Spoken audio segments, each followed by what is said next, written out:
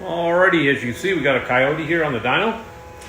Give you a description of this combination. We actually got some custom grind cams in it. Obviously, it's Borla. And for all you follow us, we have a FuelTech on it. Kind of one of our first go-arounds with that. Control all the EFI and stuff.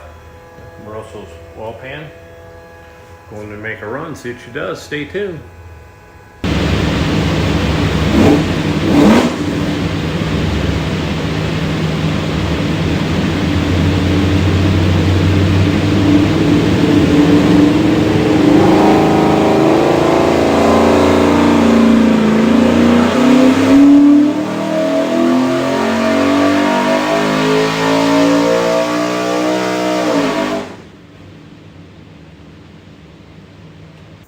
Okie doke, 3500s, 294 foot-pounds of torque. Looks like it peaks torque 382, peaks horsepower 498. So everything's good there.